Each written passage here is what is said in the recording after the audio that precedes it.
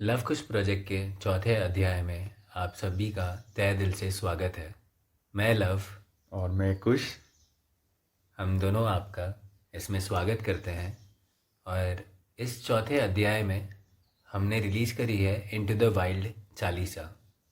जो कि आप इस एपिसोड के एंड में भी सुन सकते हैं और अदरवाइज़ यूट्यूब पे पड़ी भी हुई है। तो अभी हमने फॉर्मेट शुरू करा है कि on every Tuesday the song will be out, the Chalisa will be out, and every Saturday the podcast will be out. तो ये हमारा उस कड़ी का पहला सैटरडे है जिसमें पॉडकास्ट आप सैटरडे के दिन सुन पा रहे हैं। और मैं बस 2 मिनट लेके, क्योंकि मुझे कुछ बहुत इंटरेस्टिंग पता लगा था इस सैटरडे हनुमान जी का दिन क्यों होता है, तो 2 मिनट लेके मैं आप सबके साथ में वो शेयर भी करूँगा। क्या पता आपको इंटरेस्टिंग लगे। तो तो बताइए खुश भैया, क्या बात है कि लोग सैटरडे को हनुमान जी को मानते हैं? हाँ, अब मंगलवार तो हम सभी ने सुना है कि भाई है हनुमान जी का दिन। उसके बिहाइंड क्या स्टोरी है, हाँ मुझे वो भी डिग इन करना चाहिए। प्रॉब्ली हम नेक्स्ट एपिसोड में वो भी शेयर करेंगे। बट हाँ, शनिवार के दिन हनुमान जी का देखा होगा आपने अक्सर, कि जहाँ जो भी नॉर्थ इंडिया में है जहाँ पे भी हनुमान जी के भंडारे होते हैं मंगलवार को। तो हमारे जैसे मैं लखनऊ से हूँ, तो लखनऊ में तो इतने भंडारे होते हैं ट्यूसडे को कि some people actually do it on the Saturday, क्योंकि फिर उस दिन ओवरलोड हो जाते हैं और सबका पेट ऑलरेडी भरा होता है तो लोग नहीं होते खाने के लिए। तो that is seen as an alternate date for bhandaras. तो वहाँ से मेरे दिमाग में कुछ हुआ था कि भाई सैटरडे को क्यों कर रहे हैं, मंगलवार को करते थे। बट फिर पता लगा चलो अच्छा, शनिवार भी जो है वो हनुमान जी का ही दिन है। अब हुआ ये कि और मैंने मैंने हाँ। खुश भैया हमेशा से बचपन से, हम्म। मतलब जो मेरे कज़न है, हाँ। ऐसे हमेशा मुझे याद आ रहा है अभी कि सैटरडे को ही मैं हनुमान करते थे। चालीसा के मंदिर गया हूँ। हाँ, हनुमान अपना जी के। हनुमान जी के हाँ हनुमान जी के मंदिर गया हूँ, हर सैटरडे को ही गया हूँ हाँ बचपन हाँ में। और जब गया हूँ तो हाँ भाई, ये राइट साइड माथे पे ऐसे हाँ हाँ। ऑरेंज कलर का एक तिलक भी लगाते हैं, ओके और ओके। कुछ थोड़ा सा तेल और उनको राई चढ़ाते हैं, साथ में कुछ करेक्ट एक करेक्ट, शनि जी को चढ़ाते हैं वो, शनि हाँ, भगवान तो को। वो ऐसे साथ में हुआ है।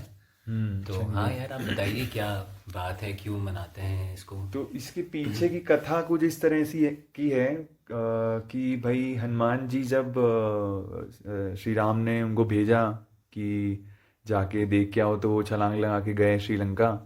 और रावण की लंका में उसके महल में पहुंचे, तो जब वो हर तरफ उनके महल में सीता मैया को ढूंढ रहे थे, तो उनको कहीं से कराहने की आवाज़ आई। ठीक है, तो उन्होंने जहाँ को आके देखा होगा तो देखा कि भाई शनि देव जो हैं वो उल्टे लटके हुए हैं दीवार से, सीलिंग से। और वही रो रहे हैं, करा रहे हैं दर्द में एकदम ही। तो अंदर घुसे वो और उन्होंने उनको वही छुड़ाया वगैरह। तो ऐसा सीन था कि मतलब रावण क्योंकि कितना शक्तिशाली हो गया था, ये देखिए हर कथा में रावण की शक्ति का मेंशन ज़रूर हो रहा है। कि इतना शक्तिशाली हो गया था कि उसको अभी जो अपना उसका जो पुत्र होने वाला था, मेघनाद आई थिंक, है ना। अच्छा। तो मेघनाद की उसको बर्थ चार्ट खुद से डिज़ाइन करना था। तो वो नहीं चाहता था कि जैसे सबका होता है कि उस जिस पे घड़ी शनि में, का प्रकोप नहीं पड़े, ऐसा कुछ था हाँ तो उसका जिस सीन। घड़ी में जैसे जो पैदा होते हैं हम यूजुअली देखते हैं कि अच्छा इस टाइम पे मरकरी यहाँ पे था, वीनस यहाँ पे था, सैटर्न इधर था। उसको चाहिए था कि मैं जहाँ चाहूँ जो बेस्ट सबकी पोजीशंस हो सकती हैं, वो मैं उन उन सारे देवताओं को बाय हुक और बाय क्रुक धमका के डरा के उसी जगह पे ले आऊँ, जिससे कि मेरा जब पैदा होने वाला तो ये लोग सब बेस्ट लोकेशन पे हो। ठीक और है। उनको शनि को तो बोला कि आप तो भाई इधर ही आ जाओ, क्योंकि आप तो किसी भी लोकेशन पे होगे तो सही रहेगा ही नहीं। तो उन्होंने भाई शनिदेव को अपने यहाँ प्रिजनर रख लिया और एक डार्क सेल में उनको उल्टा लटका के ऐसा कर दिया। और ड्यू टू हनुमान जी वो फ्री हुए, तो शनि ने सीधे उतरते ही बोला कि भाई देखो ऐसा है कि जो भी आपकी प्रार्थना करेगा उस पे मेरा प्रकोप नहीं पड़ेगा। तो ये जन जन में बात जारी हो गई होगी, बीच में कहीं पे हो गई है। तो जो भी शनि देव को शनिवार के दिन जैसे तेल और तिल तिल चढ़ाते हैं, इसके भी बारे में भी मैंने अभी पढ़ा नहीं है कि क्यों करते हैं। बट हाँ, जैसे लोग करने जाते हैं, आप देखिएगा, आप भी अगर जा रहे होंगे, आपके पेरेंट्स जाते हैं या कहीं पे भी आपको शनि मंदिर दिखता है ना, तो शनि देव की पीछे में होगी प्रतिमा, पीछे में होगी स्टैचू, और आगे में हनुमान जी खड़े होंगे। तो ये मैंने नोटिस किया इस वाले वीकेंड पे, जिसमें मेरा जन्मदिन भी था। तो उसमें मैं अलग अलग मंदिरों में गया, काफ़ी अच्छा भक्तिमय बर्थडे गया था मेरा 2 सितंबर को। और जन्मदिन की बहुत बहुत मुबारक फिर से आपको एक बार। Thank you so much. तो उसमें बस कुछ नहीं, मैं महाकाल का यहाँ पे हिमाचल में मंदिर है, तो महाकाल के मंदिर में भी शिव जी का सॉरी शनि देव का भंडारा लगता है 11 बजे। अगर कोई हिमाचल में है यहाँ पे और खाना चाहता है भंडारा, मेरा तो मिस हो गया था, तो वहाँ पे महाकाल के टेम्पल में बहुत बड़ी पूजा होती है, कार्यक्रम होता है, भजन कीर्तन डांस वांस भी कर रहे थे लोग। अच्छा, जो ये बैजनाथ मंदिर के आगे उस, जाके है हाँ, थोड़ा सा। शमशान है उसके ऑपोजिट में महाकाल हाँ मंदिर के। हाँ, शमशान है, एग्जैक्टली हाँ शमशान अच्छा। था वहाँ पे। तो वो था, और काफ़ी पुराना, जैसे कि बैजनाथ मंदिर है उसका स्ट्रक्चर जैसे है, वैसे 2 स्ट्रक्चर्स हैं वहाँ पे। एक शिवलिंग है काफ़ी बढ़िया सा, और सभी देवी देवता थे वहाँ पे, गणेश जी, हनुमान जी की प्रतिमाएं, और शनि देव का भी एक अलग से सेक्शन था। एंड उसके बाद फिर मैं ज्वाला जी भी विज़िट किया वहाँ से, तो वो तो और भी शक्तिपीठ है। वो बहुत ही अमेजिंग जगह थी, बहुत ही बढ़िया प्रेमाइस था उसका, बहुत ही बड़ा प्रेमाइस था। और उनकी भी बहुत ही बढ़िया एक कथा, चमत्कारी कथा है, जिसमें कि ज्वालाएं वहाँ पे बेसिकली निकल रही हैं। तो उसका सोर्स जो भी कहें आप, नेचुरल गैस भी हो सकता है या जो भी है, बट हाँ एक है तो चीज़ कि वो ज्वालाएं आपकी हमेशा ही जलती रहती है वहाँ जलती पे। रहती हैं। और अकबर ने भी ट्राई किया कि भाई इसको किसी ना किसी तरह से बुझा दिया जाए, बट वो बुझी नहीं। और फिर उसने हार मान के और माता का चमत्कार को स्वीकार करके कि हाँ ये कोई बड़ी शक्ति है, वहाँ पे एक छतर भी चढ़ाई जो कि सोने की थी, बट वो समहाउ कन्वर्ट होके अभी एक ऐसे मेटल में कन्वर्ट हो चुकी है जो धरती पे नहीं मिलता है। आई डोंट नो क्या है उसके पीछे अच्छा। Scientific reason. मैं भी गया नहीं हूँ अभी तक मंदिर, लेकिन हाँ हाँ। काफ़ी इंटरेस्टिंग एनेक्डोट हम्म। है ये भी इस मंदिर का। तो बहुत अच्छा एक्सपीरियंस था वहाँ पे। आप जाओगे तो मतलब ऐसा आपको बढ़िया फील होगा। सती जो शक्तिपीठ है, बेसिकली शक्तिपीठ हमारे वो बोले जाते हैं जिसमें सती के डेड बॉडी के कुछ पार्ट्स जो हैं वो अलग अलग जगह पे गिरे थे। वो भी एक बढ़िया कथा है कि भाई शिव जी, सती जब अपना प्राण छोड़ के चली गई, भस्म हो गई अग्नि में, तो उनको काफ़ी क्रोधित हुए वो, और उनकी डेड बॉडी लेके वो नाचने लग गए, तांडव करने लग गए। तो सब पूरा यूनिवर्स ख़राब होने लग गया, तो विष्णु जी ने अपना चक्र निकाला कि भाई इस डेड बॉडी को पहले तो नाश करना पड़ेगा। और उससे उस डेड बॉडी के कई सारे टुकड़े करके, आई थिंक 51 है शायद, नॉट श्योर, आप लोग ज़्यादा बड़े भक्त होंगे तो आपको हंसी आ रही होगी कि ये क्या बता रहे हैं, इनको खुद तो पता नहीं है, बट हाँ हम जानने के लिए बहुत उत्सुक हैं, तो मैं भी देखूंगा ये। आई थिंक 51 ही है। तो ऐसे पार्ट्स अलग अलग जगह गिरे, और उनकी जो जीभ का पार्ट बताया गया है वो आपका हिमाचल प्रदेश के ज्वाला जी, एक जो स्थान है वहाँ पे उनका ज्वालामुखी टेम्पल बना हुआ है, तो वहाँ पे जाके वो गिरा है। बड़ी इंटरेस्टिंग बात है यार। बैजनाथ मंदिर भी मैं गया था अभी 2 दिन दिन पहले, और पता चला कि ये एक्चुअली रावण ने ही ये मंदिर बनाया है, स्थापित किया है। और इसके लिए दशहरा वहाँ पे नहीं मनाया जाता है, पहले मनाया राइट। जाता था, लेकिन फिर कुछ तो मतलब ऐसे पंडित जी बता रहे थे कि नहीं हाँ, करते उसका हैं। बेसिकली ये है कि रावण अपने जब सर बेसिकली काट रहा था, आई थिंक, तो आप भी बताइएगा, बट जितना मैंने पढ़ा है तो उसमें ये है कि भाई जब सर वगैरह सब काट लिए थे, तो अभी उसको हील होने की ज़रूरत थी, तो वो यहाँ पे तपस्या कर रहा था। और शिव जी यहाँ पे पधारे थे क्योंकि वो हीलर हैं, अल्टीमेट हीलर हैं, तो उन्होंने उसको ठीक किया था। और हीलर हैं तो मतलब डॉक्टर जैसा, मतलब वैद्यनाथ, तो वैद्य थे वो एक तरीके से, तो ओके। वैद्य रूप में वो यहाँ पे आए, जिसको लोकल भाषा में बैजनाथ के तरह से बोल दिया गया है, तो इसलिए बैजनाथ मंदिर है। और वहाँ का जो बताते हैं, जो खीर गंगा जो पानी बहता है उसमें भी सल्फर वगैरह की है, उसमें है। खीर गंगा तो मतलब पार्वती में आ गया। नहीं नहीं, वो नहीं, खीर गंगा बेसिकली किसी भी जगह जहाँ पे फोम वाला वाटर ऐसा, अच्छा, ड्यू सल्फर टू, वाला जो भी है।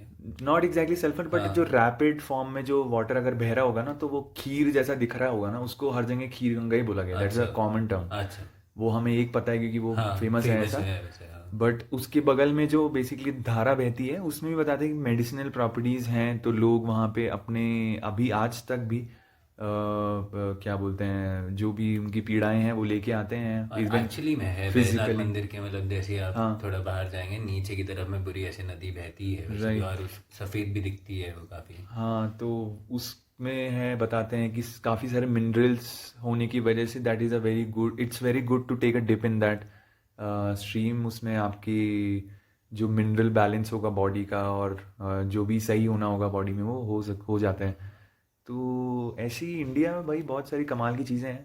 तो हाँ, तो हम बताइए आप। आते हैं वापस इनटू द वाइल्ड चालीसा पे, क्योंकि जो अभी रिलीज़ करी है हमने। आज तो बाय द वे जन्माष्टमी का हाँ जी, शुभ अवसर पे हम ये रिकॉर्ड कर रहे हैं। सो हैप्पी जन्माष्टमी टू आप यू ऑल। सभी को बहुत बहुत शुभकामनाएं जन्माष्टमी की। और हाँ, विष्णु जी के बारे में आप कुछ कहना चाहते थे कि उन्होंने कैसे युग युग हाँ, में। जैसे हमने लास्ट टाइम शिवा चालीसा में हम्म। बात करी थी कि कैसे शिव जी और विष्णु जी टीम अप हो गए थे, और शिव जी एक्चुअली हनुमान जी का ही रूप है। तो मैं और खुश भैया ऐसे ही डिस्कस कर रहे थे, बातें कर रहे थे कि चलो अभी नेक्स्ट चालीसा जो है हम इनटू द वाइल्ड कर रहे हैं, और इनटू द वाइल्ड हमारे राम जी भी गए थे। और आज बड़ी ताज्जुब की बात है कि आज जन्माष्टमी है, और जन्माष्टमी कृष्ण जी की होती है, और कृष्ण जी जो है राम जी का अवतार है। विष्णु जी का। हाँ, विष्णु जी जो है राम जी का अवतार है। अ, मतलब राम बन के आए थे इस धरती पे, हाँ हाँ। और हनुमान जी भी साथ में टीम अप हुए थे।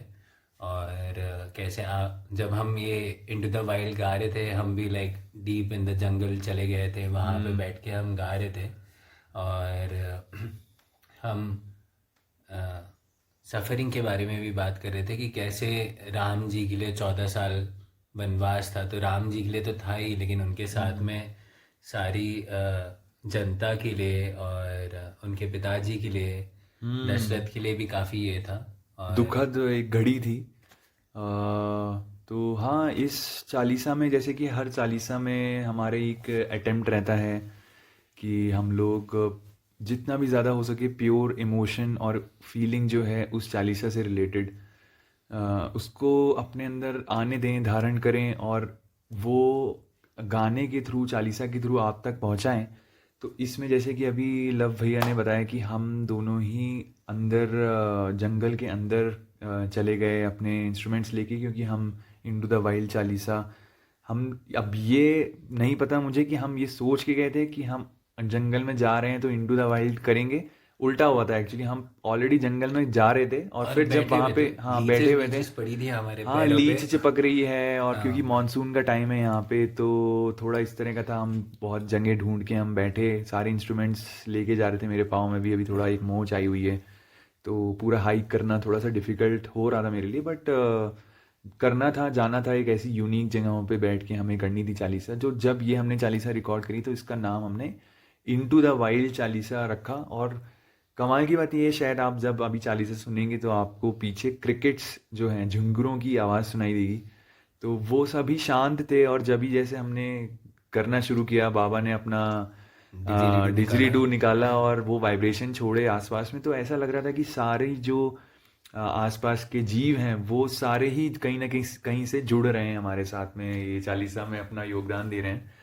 तो वो भी बहुत अच्छा एक एक्सपीरियंस था, व्यू भी बहुत अच्छा था वहाँ हाँ, से। और खुश भैया ये तभी एक्चुअली हुआ कि जब मेरे ख्याल से हम गा रहे थे नासे रोग हरे सब पीड़ा जपत निरंतर हनुमत पीड़ा, और क्रिकेट भी साथ में चालू हो गए, और तब तक हाँ। मैं आपके साथ सिंक में गा रहा था। और फिर मुझे लगा नहीं यार, चलो मैं क्रिकेट हम्म। भी कह रहे हैं कि चलो कि हम साथ में थोड़ा जाम भी करते हैं। हाँ हाँ। तो तब डिजिटल निकला है, उसके पहले तक तो वो तिब्बतन बॉल ही चला है। हाँ, बीच तो में निकला है। तो खैर ये बात हुई हमारी इंटू द वाइल्ड चालीसा की रिकॉर्डिंग के बारे में कि कैसे हमने करी। राइट। लेकिन ये बहुत इंटरेस्टिंग एस्पेक्ट मुझे लग रहा है कि कैसे हमारी भी ज़िंदगी में ये जो हम चालीसा रिकॉर्ड कर रहे हैं, हम्म। कैसे इन डेट्स के साथ मतलब ना क्लैश कर रहा है। जैसे आज जन्माष्टमी हाँ, है, हमने लास्ट टाइम बात करी कि कैसे शिव जी और हनुमान का क्या कनेक्शन है। हाँ, हनुमान का क्या कनेक्शन है, विष्णु जी और ये कैसे टीम अप हुए।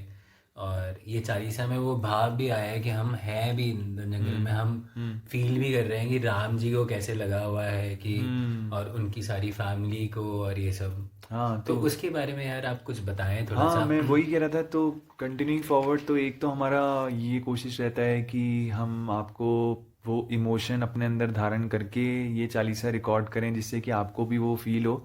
तो और वो स्पेस में भी हम करते हैं, जैसे अगर जंगल चालीसा है या इनटू द वाइल्ड चालीसा जैसे है, वैसे ही मेरी आने वाली और भी चालीसा होंगी, आप सुनते रहिएगा। जैसे माउंटेन चालीसा, तो वो माउंटेन पे चढ़ के हमने गाई है। रिवर चालीसा है, रिवर के साइड में बैठ के गाई है।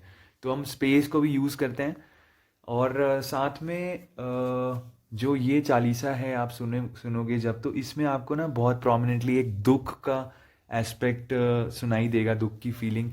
और ये हमने ऐसा कुछ प्लान करके नहीं किया था, बट आई थिंक ये कैप्चर हो ही गया था इस चालीसा में अपने आप ही। But later on I was just reflecting कि क्या मोमेंट रहा होगा वो, जब श्री राम को उनके अगले दिन वो राजा बनने वाले हैं, और भाई शाम में समाचार आ रहे हैं, उनके दशरथ जो पिता हैं उनके, वो बोल रहे हैं कि भाई ऐसा वैसा ऐसी सीन हो गया है, और अभी आपको राज दरबार तो छोड़ दो, अभी तुमको 14 साल के लिए मतलब वनवास के लिए जाना पड़ेगा, बैनिश कर दिया जा रहा है, तुम अपना किंगडम में रह ही नहीं सकते हो, जहाँ तक किंगडम की बाउंड्री है उससे बियॉन्ड जाके तुम कहीं रहो। और नई नई शादी भी है उनकी। शादी भी नहीं हुई हुई है, और तो ये और ऐसा नहीं है कि दशरथ को कोई मज़ा आ रहा है, दशरथ खुद ही कितने दुखी हुए होंगे।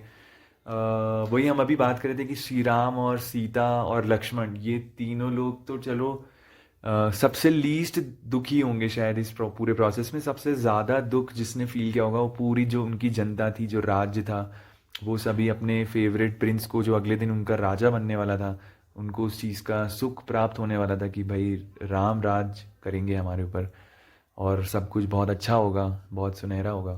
तो अभी वो इनको हमेशा हमेशा के लिए छोड़ के जा रहे हैं, उनको वो देख तक नहीं पाएंगे। तो वो कितना क्यूमुलेटिव दुख कितना होगा, वो इस चालीसा में अपने आप ही बहुत अच्छे से वो कैप्चर हुआ है। दैट इज़ वाई वी से कि हम नहीं करते हैं चालीसा, चालीसा हमारे थ्रू होती है। तो अभी ये हमने सोच के नहीं डाला था उसमें, हम गए ज़रूर थे जंगल में रिकॉर्ड करने, बट जो उसमें दुख का एक नोट आया है, भाव आया है, वो अपने आप हुआ है।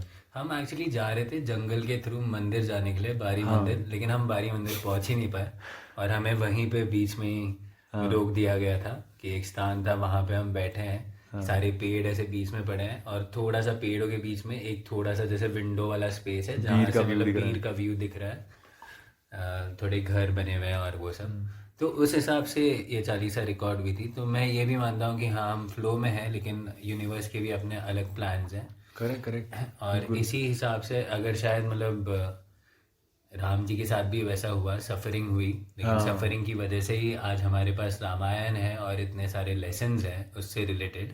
एग्जैक्टली। और उसी उसी हिसाब से लाइक इसमें मैं क्योंकि थोड़ा अभी मैं बुद्धिज़्म भी सीख रहा हूँ, सुन रहा हूँ, तो उसमें बुद्धिज़्म में भी ये कहा गया है कि 4 नोबल ट्रूथ्स हैं, जिसमें हम हमेशा सोचते हैं कि भाई सफरिंग से हम दूर भागे, है ना। एज एज ए ह्यूमन हम सोचते नहीं यार दुख नहीं चाहिए, है ना, ये मतलब हमारी मेंटालिटी होती है, ठीक है। लेकिन हमने देखा है कि राम जी को भी मतलब सब कुछ मिल रहा था, ठीक है, बढ़िया एकदम यार, जो एकदम बहुत बढ़िया आप सोच सकते हो भाई, किंगडम है बढ़िया आपकी, अभी एकदम शादी हो चुकी है और आप अच्छा परिवार चलाने वाले हैं, नॉर्मल लाइफ जीने वाले हैं, और ये ट्विस्ट आ जाता है। और ये 14 साल की सफरिंग से ही रामायण बनी है और सारे लेसन्स जो भी निकले हैं। बिल्कुल।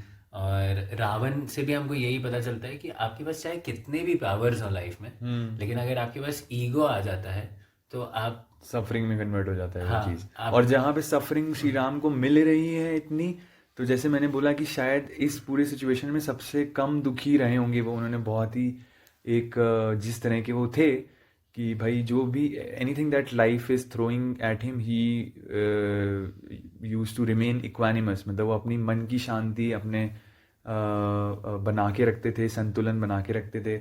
और जो भी उनको कार्य दिया गया है, जो भी जिस भी रोल में उनको डाला गया है, वो उस रोल को पूर्ण तरीके से उसका निवारण करते थे। तो अभी जैसे इनका अगर वो राजा बन जाते अगले दिन, तो वो बहुत ही एक अच्छे राजा बनते हैं। अभी अभी तक वो प्रिंस थे, वो उनको ऋषियों को प्रोटेक्ट करने के लिए डीमन से भेजा गया था, तो वहाँ पे उनकी करेज, वेलर, फाइट वाइट किया उन्होंने, वो भी बहुत अच्छे से किया। उसी से उससे काफ़ी ऋषि मुनि सब प्रसन्न हुए, उनके कार्य, उनके यज्ञ संपूर्ण हो पाए। अभी नेक्स्ट स्टेज आया था जब उन्होंने स्वयंवर में भाई सीता माता को इम्प्रेस करना था, वो भी उन्होंने बहुत अच्छे से करा। धनुष वगैरह तोड़ दिया। फिर अभी राजा के लिए जब उन्हें बोला गया तो वो उसके लिए भी भाई हम्बल थे, एक्सेप्ट किया उन्होंने। ये नहीं कि नशे में चूर हो जाएं और अगले दिन जब बोला जा रहा है कि भाई तुम निकल जाओ यहाँ से तो वो उल्टा ही गाली दे रहे हो, या ऐसा भी नहीं किया उन्होंने। उन्होंने बोला भाई जो भी है आपकी आज्ञा है, आपका ऑर्डर है, और उसको एक सरेंडर भाव से उन्होंने एक्सेप्ट किया कि भाई ग्रेशियसली कि यही नियति का पार्ट होगा। क्योंकि देखिए अवतार का पार्ट क्या रहता है कि उनको नहीं पता होता है कि वो अवतार है ना। तो उनको नहीं पता है कि वो एक इंसान की ही तरह सारे इमोशन, सफरिंग भी हो रही है उन्हें, दुख भी हो रहा है, हर चीज़ होते हुए वो अपने संतुलन को मेंटेन कर रहे हैं। ये नहीं सोच रहे हैं कि अरे हाँ मैं तो विष्णु हूँ, उन्हें पता नहीं है वो चीज़। तो उनके लिए तो suffering as real as any for any human being हो सकती थी। अब वो चलो ठीक है जंगल में जाते हैं तो तो सीता राम जी को में बिल्कुल पता नहीं था कि वो राम जी हैं, मतलब पूरे वो विष्णु रामायण है। में विष्णु हैं, हाँ मतलब ये ऐसे। ये तो नहीं पता है उन्हें ना। अच्छा। हाँ तो लास्ट में जब फाइटिंग वाइटिंग हो रही है, जो मेरे को थोड़ी कुछ नहीं बहुत पता याद है। है रामायण में, कि वो धनुष और ये सब निकाल रहे हैं, तो नहीं हाँ, नहीं नहीं तो वो कुछ। लक्ष्मण को तो ऐसे ही बचा लेते थे, नहीं अगर ऐसे कुछ होता तो हाँ मतलब हनुमान की जरूरत भाई ही नहीं बहुत पड़ती थी। रियल में अभी जब आगे रामायण मैंने इंग्लिश का एक पेंगुइन इंडिया की पब्लिश रामायण है वो पढ़ी है। तो उसमें बहुत सारे सीक्वेंसेस में श्री राम एक नॉर्मल इंसान की तरह, एक वीकलिंग की तरह, उनका जो इंसानी रूप है उसमें वो रो रहे हैं, और लक्ष्मण उन्हें सपोर्ट करना चाह रहे हैं तो बोल रहे हैं कि भाई तुम आप राम हैं और आप ऐसे हार नहीं मान सकते। बट वो बंदा भी चलो मोमेंट के लिए ही सही, बट वो एक इंसान की तरह ही सब कुछ कर रहा है। और जैसे मैंने बोला अभी कि श्री राम की सफरिंग उस समय उनको शायद सबसे कम हो रही होगी, बाकी लोगों की ज़्यादा हो रही थी। But once they get into the wild, जब सिचुएशन जटिल से जटिल हो रही है, क्योंकि अभी तो फिर भी हमारे पास सड़कें हैं, ट्रांसपोर्टेशन है, आबादी इतनी ज़्यादा है कि आप कहीं भी चले जाओगे तो आपको बसा बसाया कोई गांव मिल जाएगा। पर उस टाइम पे सोचिए जब पॉपुलेशन बहुत ही कम रही होगी, जंगल वगैरह ज़्यादा वीराने रहे होंगे, पशु जो हैं वहाँ पे जंगली पशु वो ज़्यादा रहे होंगे, चीज़ें ज़्यादा जटिल रही होंगी। तो आप सोच के देखिए कि कोई अपनी वाइफ को ऐसी सिचुएशन में ले जाएगा तो उसको एक अलग तरह का दुख भी होगा कि यार मैं कैसी लाइफ एक तो दे रहा हूँ, और प्लस खतरा भी रहेगा हर चीज़ का। तो उनकी सफरिंग जाके शायद, या डर या जो भी है ठीक है, अपनी पत्नी के लिए तो बढ़ा ही होगा।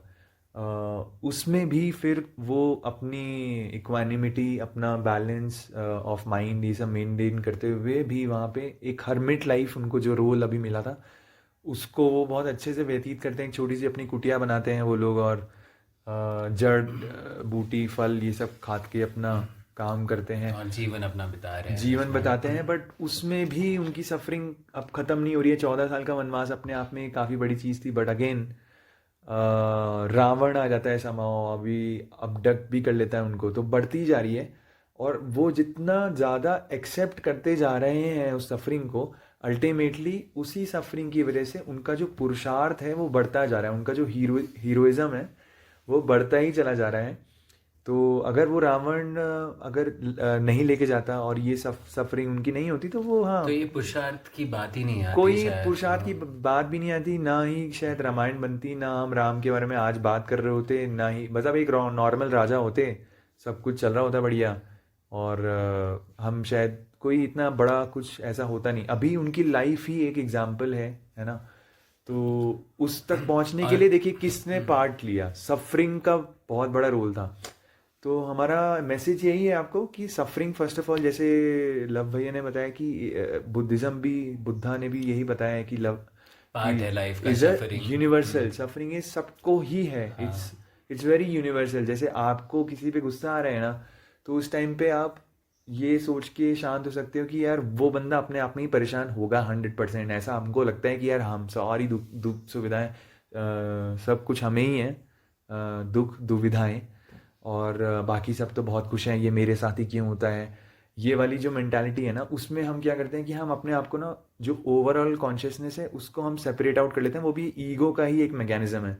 तो अभी हम उस चीज़ से सेपरेट हो गए, और सेपरेटनेस में जो दुख है ना, एक्चुअल जो दुख है वो आपकी सेपरेटनेस में है। बट जैसे ही आप अपने आप को पूरे ब्रह्मांड से जोड़ के देखते हो ना, तो आपको ये रियलाइज़ होता है कि हाँ देखो सफरिंग तो हर एक को है, और शायद आपको फिर उस पॉइंट पे अपने से ज़्यादा सफरिंग वाले लोग, बीइंग्स दिखाई दें, और शायद ग्रैटिट्यूड भी आपके अंदर जन्मेगा। बट आपकी जो खुद की सफरिंग थी वो छोटी होती चली जाएगी। और यार मेरे ख्याल से ऐसा होता है जब हम ये रियलाइज करते हैं कि सामने वाला को भी दुख है, ठीक है, सफरिंग भी सही वर्ड नहीं है, दुख ही मतलब मेरे ख्याल से सही वर्ड यूज किया गया है। तो उसमें यही है, आप थोड़े कंपैशनेट हो जाते हो, ठीक है, आपके अंदर थोड़ा सा कंपैशन आ जाता है, करुणा आ जाती है, ग्रैटिट्यूड आ जाता है। ग्रैटिट्यूड आ जाता है। ग्रैटिट्यूड उस चीज़ के लिए आ जाता है कि हाँ चलिए भाई बहुत बढ़िया जगह पे मैं बैठा हूँ, अच्छी धूप आ रही है और अच्छे सांस और मैं हवा पानी में हूँ। तो जब ग्रैटिट्यूड होता है तो चीज़ें और आपको मिलना शुरू हो जाती हैं, जब आप चीज़ों का आभार मानते हो।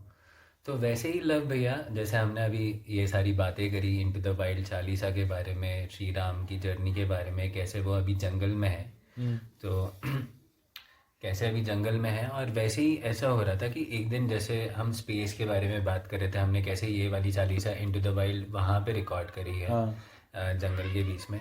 तो ऐसे ही जब मैं वापस आ रहा था घर की तरफ में, तो हमारी मोनेस्ट्री चालीसा के बारे में चर्चा हुई थी। अभी हमने वो रिलीज़ नहीं करी है, आगे आने वाले अपकमिंग एपिसोड्स में हम करेंगे। हाँ, बट ग्रैटिट्यूड चालीसा रिलीज हो चुकी है, इज द सेकंड एपिसोड, तो वो ज़रूर आप जाके सुने ग्रैटिट्यूड चालीसा। हाँ, प्लीज कंटिन्यू। तो ऐसे हम स्पेस के बारे में बात कर रहे थे कि कैसे अलग अलग चालीसा हमने उस भाव के साथ गाई है, अलग अलग जगहों पे। रिवर चालीसा रिवर में गाई है, मोनेस्ट्री चालीसा हमने मोनेस्ट्री में बैठ के गाई है। तो वो ऐसे ही हम सुन रहे थे, तो हम सुन रहे थे, यहाँ के एक व्यक्ति जन है शिवानी जी, उनके साथ में बैठ के सुन रहे थे। तो उनने काफ़ी एक इंटरेस्टिंग चीज़ बताई कि हनुमान चालीसा में सन और अर्थ का भी डिस्टेंस जो है एग्जैक्टली दिया हुआ है, जो कि 18वें चौपाई में आता है बेसिकली।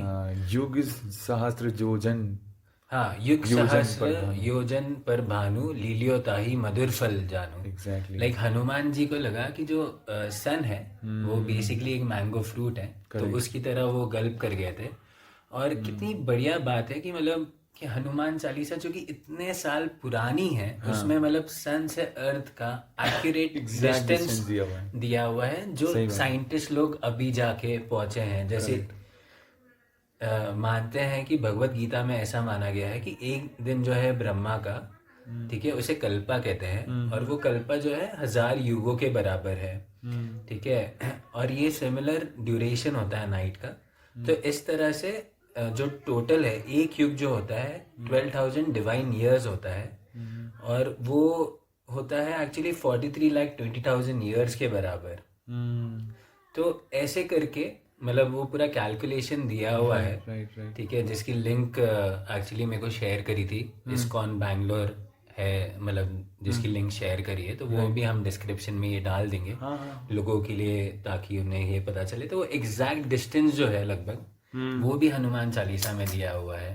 तो मैं बड़ा खुश था इस बात को जान के, जब ऐसे मेरे साथ मतलब ये शेयर हुआ, और ये नॉलेज की भाई हमारे शास्त्रों में ये चीज मतलब कितने समय पहले लिखी हुई है, मतलब जो साइंटिस्ट अब जाके उसको मान रहे हैं। तो ऐसे ही मैं चाहूंगा कि अगर कोई भी ऐसे इंटरेस्टिंग एनेक्डोट्स हैं या कुछ चीज़ें आप लोगों को भी पता है, तो वो आप लोग हमारे साथ ज़रूर शेयर कीजिए। आप हमें ईमेल कर सकते हैं या पर्सनल डीएम कर सकते हैं, कमेंट में लिख सकते हैं नीचे, और सबसे बढ़िया होगा अगर वॉइस रिकॉर्ड मैसेज कर दें, तो वो सबसे बढ़िया होगा।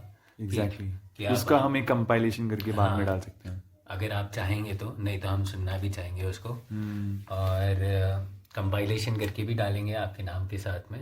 तो ऐसी इंटरेस्टिंग चीज़ें अगर हो आपके साथ में जो हनुमान चालीसा के थ्रू हुई हो, तो आप उसके बारे में हमें ज़रूर बताएं।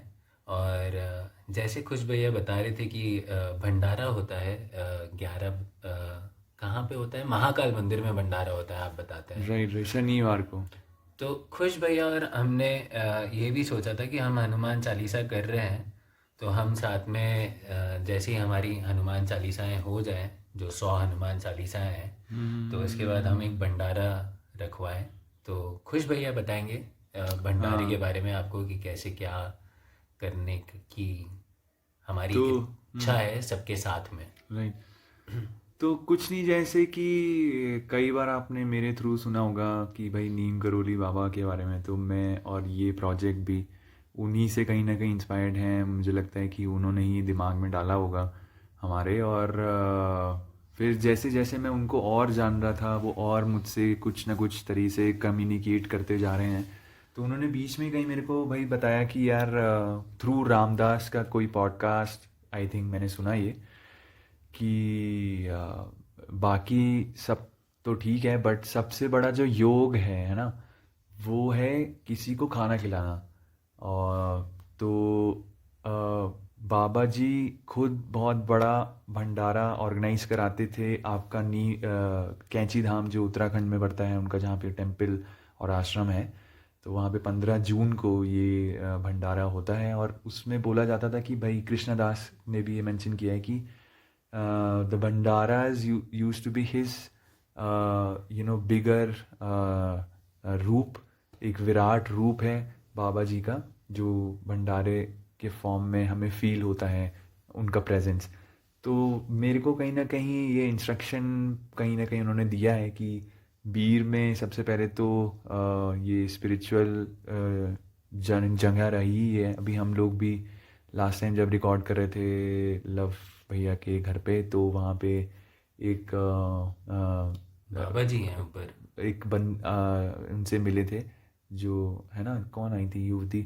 तो उन्होंने ये बताया था कि यहाँ पे 3-4 ऐसे सिद्ध पुरुष रह चुके हैं अलग अलग। एक तो बाबा जी यहाँ पे जो 140-150 साल हो के अभी उनका लास्ट आई थिंक ईयर में डेथ हुई थी। बंगाल से बाबा बंगाल हैं, के थे वो, और अभी भी उनके बाद भी यहाँ पे हैं अपॉइंटेड जो। तो बहुत ऐसे सिद्ध पुरुष हैं यहाँ पे जिन्होंने तपस्या करी हुई थी। और ये मैं भी सोच रहा था, हिमाचल में भी काफ़ी ज़्यादा बारिश और मानसून के चलते काफ़ी विनाश हुआ है, बट बीर में समाओ कुछ भी नहीं हुआ है। यहाँ पे एक पत्थर भी कहीं गिरा नहीं होगा, किसी को चोट तक नहीं लगी होगी।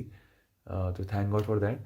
बट हाँ, तो शायद इसीलिए इस भूमि में मुझे भी बाबा जी ने शायद भेजा होगा। और उन्होंने बोला हो है कहीं ना कहीं कि यहाँ पे भाई उनका विराट रूप अगर मुझे देखना है तो मैं यहाँ के भंडारा करवाऊँ। और एक्चुअली मुझे बहुत सेंसिबल भी ये चीज़ इसलिए लगी क्योंकि मैंने भाई यहाँ के धाम और भंडारे में बहुत रज के खाया है खाना। बहुत ही अच्छा धाम लगती है अगर कभी आप आएँ। और वो सिर्फ लक के ऊपर है कि आप आएंगे, तो ऐसा नहीं कि हर समय चल रही है, कोई आपको बता देगा भाई कहाँ होती है, वहाँ जाके खा लो। वो एक बहुत ही लक। डेजिग्नेटेड डेज पे होती है। हाँ, कभी रैंडमली हो रही होती है, किसी का बर्थडे होता है या कोई किसी को देना होता है या कोई फेस्टिवल होता है इस तरह का। तो यहाँ पे अलग अलग ऐसे पवित्र स्पॉट्स हैं, आश्रम हैं, मंदिर हैं। तो उन सब जगहों पे या कोई घर पे ही इनवाइट कर लेता है अपने कभी कभी। तो मुझे तो पहला भंडारा 2 साल में नसीब हुआ था, बट मैं अपनी फ्रेंड को जैसे लेके आया और हम दूसरे हफ्ते में हम भंडारा खा रहे थे।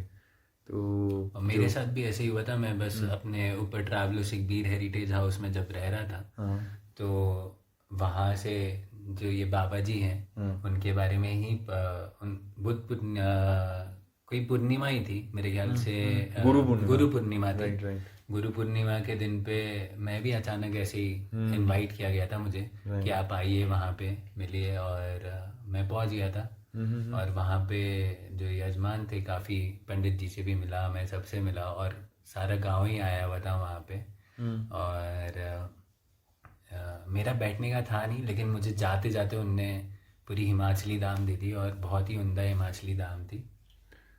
तो हाँ, ये धाम जो है, ये भंडारा जो है, हाँ, एक और भंडारे से रिलेटेड ये है कि भाई शिव जी को मैंने ध्यान दिया कि ये भंडारी कहते हैं, शिव भोले भंडारी। तो Bhandari is any one who arranges a Bhandara basically, भंडारे के ऑर्गेनाइजर। और देखो शिव जी तक, हाँ, यहाँ तो हमने नीम करोली बाबा जी की बात करी है जो कि हनुमान का रूप हैं, जो कि शिव का रूप हैं, और शिव खुद ही एक भंडारी हैं। और उनके साथ में जो माँ है अपनी पार्वती, अन्नपूर्णा माँ भी आई थिंक वहीं से डिराइव्ड है कहीं ना कहीं से। वो खाना ही उनका है खिलाने वाला जो चीज़ है।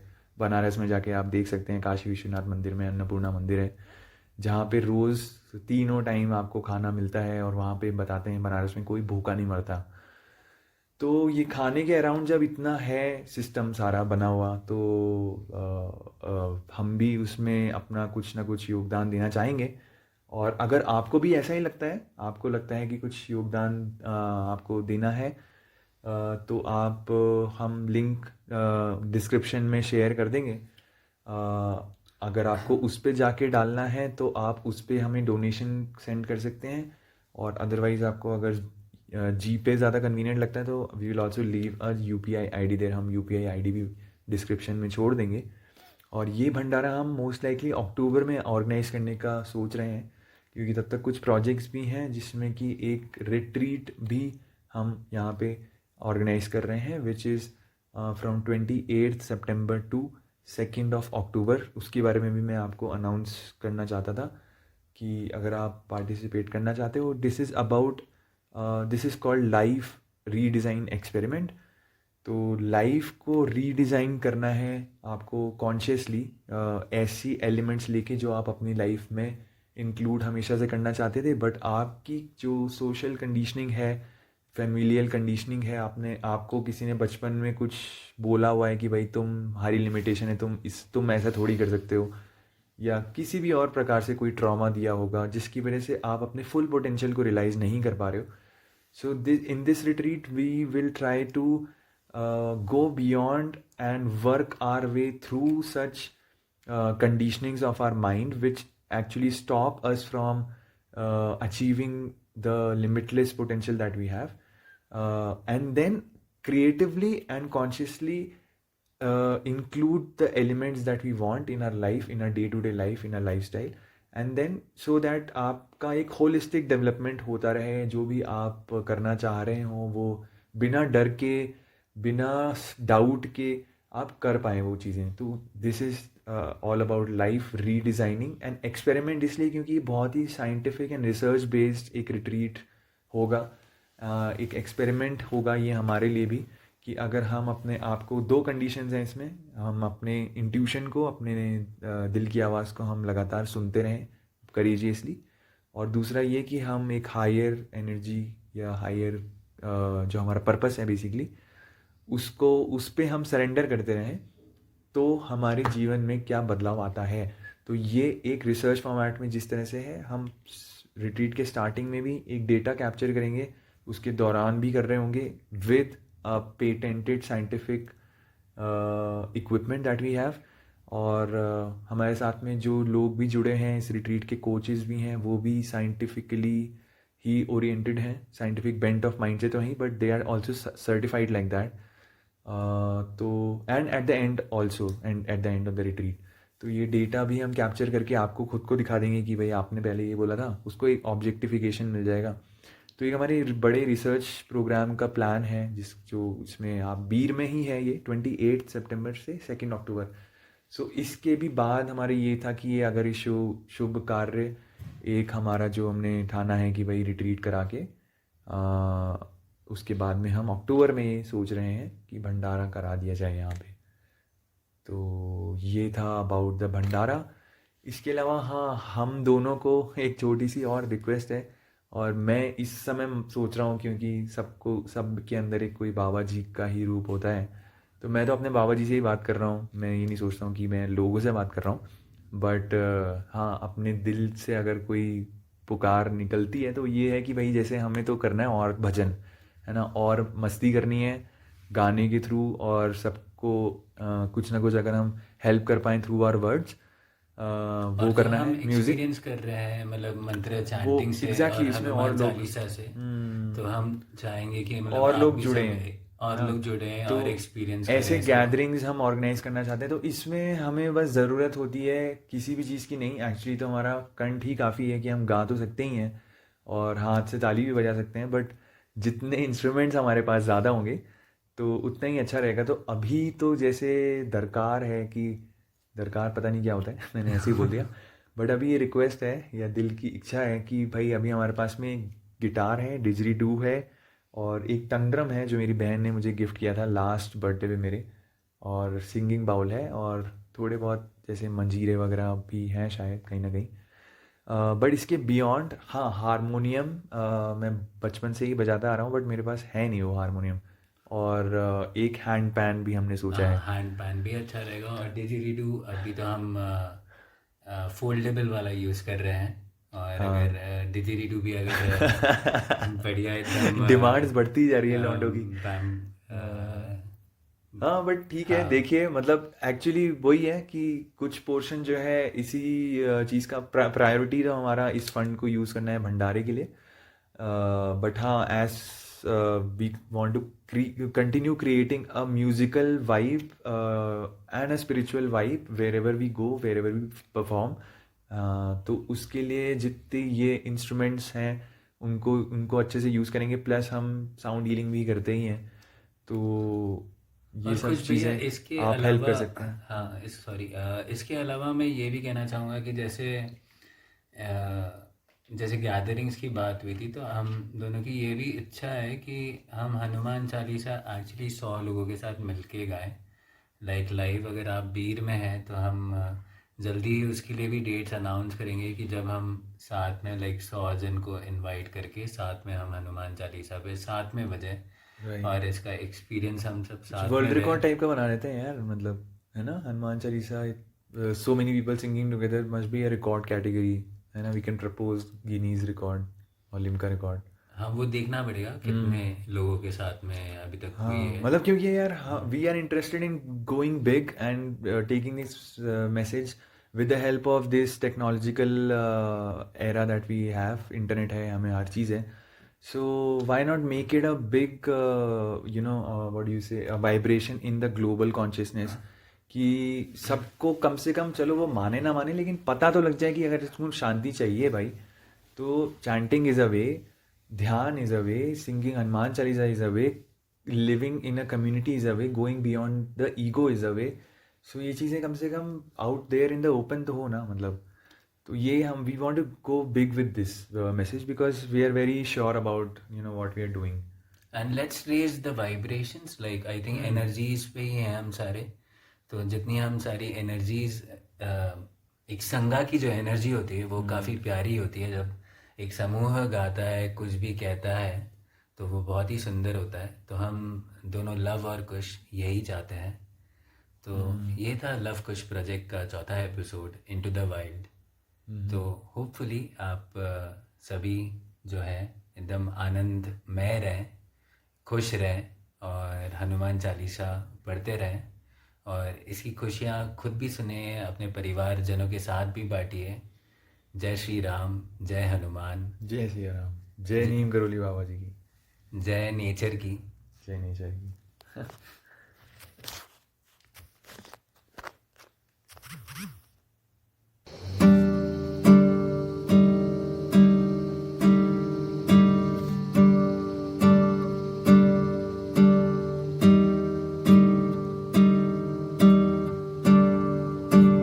श्री गुरु चरण सरोज रज निज मन मुकुर सुधारी, वरनौ रघुबर विमल जसु जोदायक फल चारी, बुद्धिहीन तनु जानिके सुमिरो पवन कुमार सिया राम, बल बुद्धि विद्या देहु मोहि हरहु कलेश विकार, जय हनुमान ज्ञान गुण सागर, जय कपीश तिहु लोक उजागर, राम दूत अतुलित बल धामा, अंजनी पुत्र पवन सुत नामा, महावीर विक्रम बजरंगी, कुमति निवार सुमति के संगी, कंचन वरन विराज सुबेसा, कानन कुंडल कुंचित केसा, हाथ वज्र और ध्वजा विराजे, कांधे